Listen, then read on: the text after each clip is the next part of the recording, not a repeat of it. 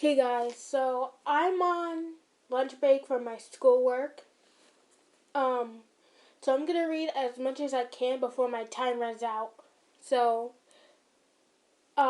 if I don't finish a whole sentence and the recording cuts off, I had to go back to school. Okay guys, enough talking, let's get into this. Ryan's point of view. Well then, off we go. I swear these kids would be hopeless if I hadn't appeared. At least show some hospitality. What am I gonna do with them? Eat them? Shh. You shook your head. Whatever. After walking around with a army of little kids, YN finally found some stairs leading upward. She gestured for the kids to be extra quiet. He began creeping up the stairs when he heard a thud.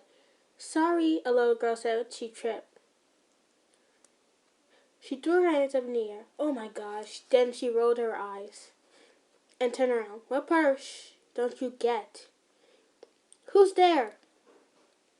They heard loud thuds from above them, and they seemed to get closer. Great, kids. Stay here.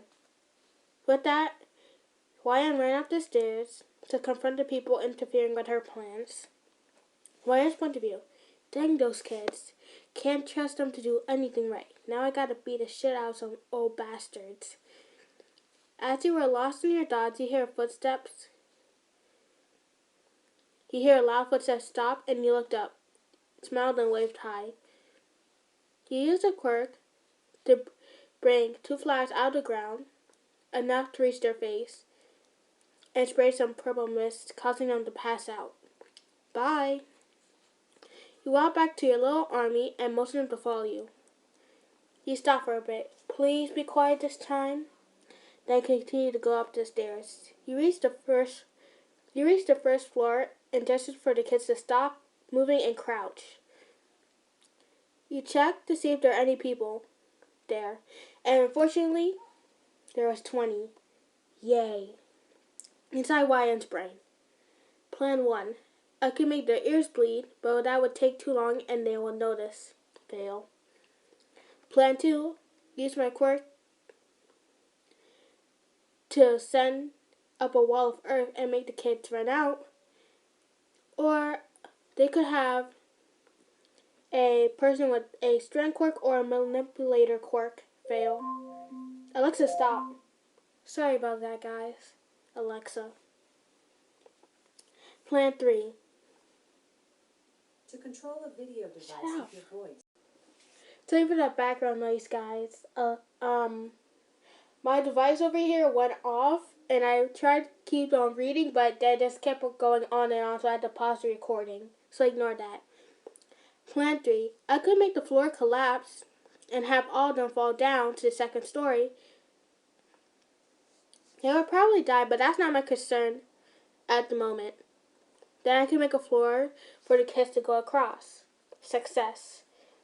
Plan 4. I would literally zoom us out the door, obviously, I have walls of protection, and I can do that bubble thing I did when I was at Katsuki's house that one time.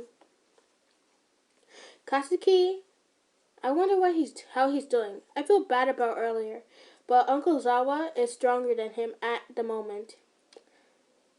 You sighed. Never mind that right now. Back to reality. You slowly start to put bubbles of protection around the kids and yourself, then make a wall out of water, then earth as a pathway of protection. You lift the kids in the air. Lots of them were surprised and yelped. Getting ready to zoom your way out there. You hear pounding on the walls and see little crowds in them. Ready? Time to zoom. You guys exited the building, but stay in the air just in case they followed you.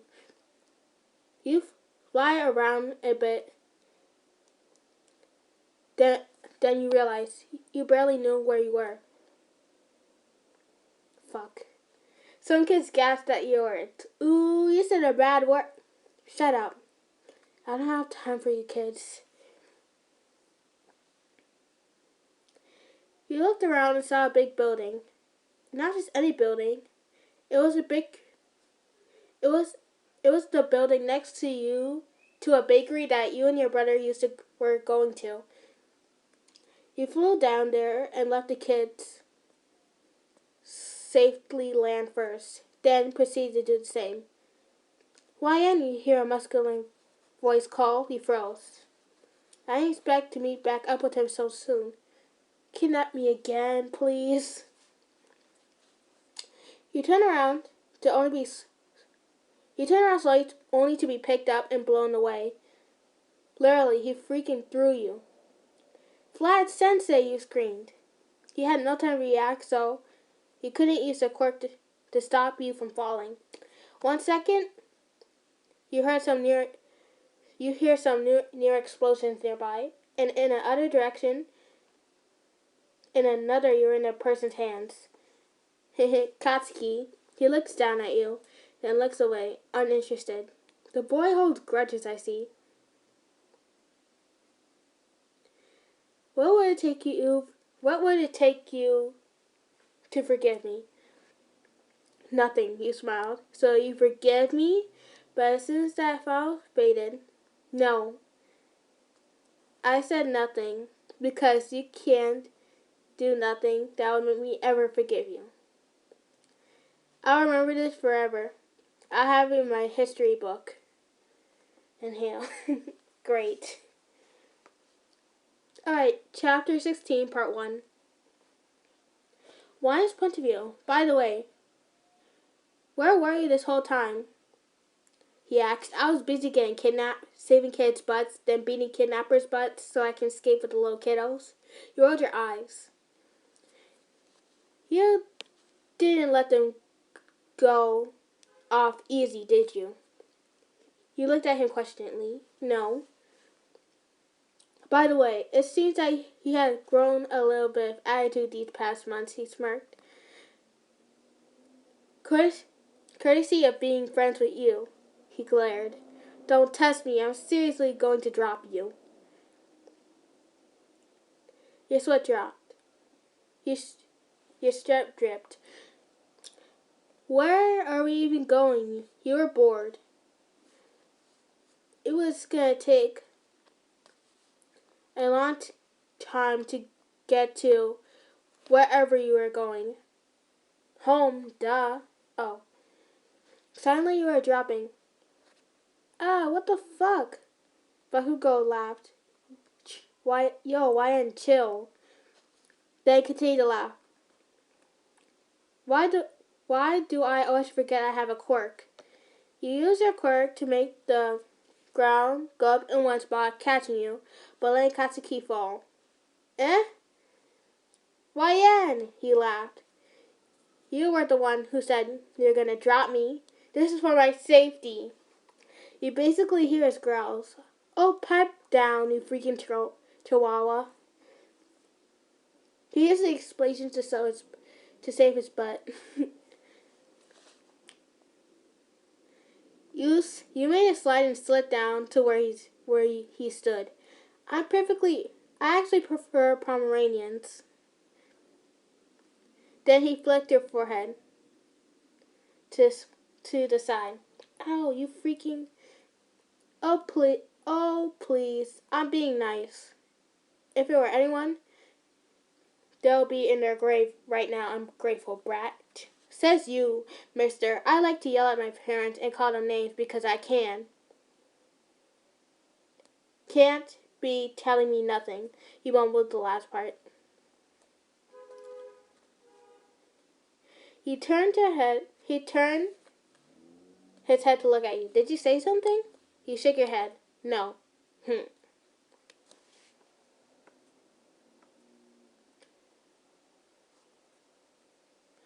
Alright. Last part. Oh, please. Oh, actually, no. Wrong sentence. You turned around and made a face. I kind of want to don't deal with their rambling when I see them. You sighed and started walking to your house. Hey, Brat, were you ever taught to say thank you to say? Have you ever been taught to say thank you to someone who saved you? Bakugo yelled. I already did, you yelled back. How come I didn't hear that? You grinned. That's because you were going deaf from using your quirk. You decided to leave the conversation and knocked on your door. Your brother opened it. YN? He said, looking shocked. Yeah. You walked in as he said that. Where were you? He went to the kitchen and got some water. You're extremely dehydrated after that. I was kidnapped. Your brother made an O shape with an O shape with his mouth. Then it like he literally just got what you just said.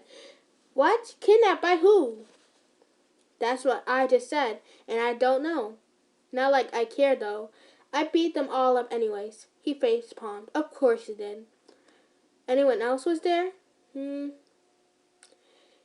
made the thinking face. About 25 or so. Your brother sighed and walked away.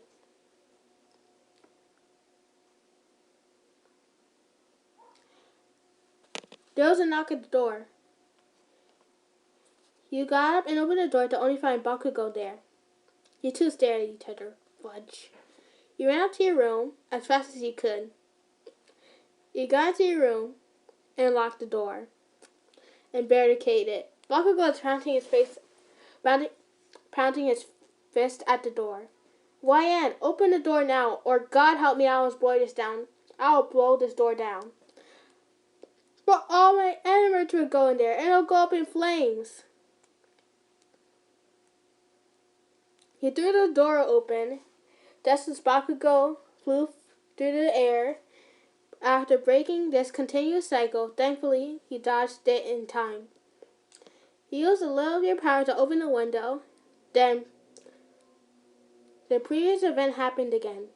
You ran through the window and jumped out. You used your quirk and made stepping stones out of the air, fast. Bakugo wasted no time in waiting. He followed you quickly, and you decided to use your eyes. You slid fast across the sky. Bakugo bombing right behind you. Then you spotted a familiar figure. Your eyes widened. You changed the direction of your eyes to go there. Since you were near the floor, you decided to jump off the ice with your arms and legs spread out. That's until your arm popped. Ow, he said, before hitting the floor face first. You hear Bakugo laughing as you got near. I told you were a dumbass. Then continued to laugh. Then he stopped. Quit running. I want to say I forgive you. You started to cry. I don't want to die. You kept running, and Bakugo grabbed your wrist, pulling you towards him. You guys are face to face now. Your faces were only 3 inches away from each other.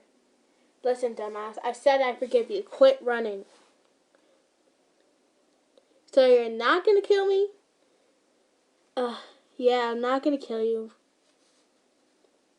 Then he gave you a kiss on the lips. As soon as you see your brother walking around the corner, he walks in on you and Katsuki. Your brother just gave you a look and just walked away. You couldn't help but laugh at it. Bakugo gave you a look. What are you laughing at, Chihuahua? Nothing, Bakugo. Nothing. Alright guys, that's the end of the story. There will be another familiar character for the next one. Hint, hint.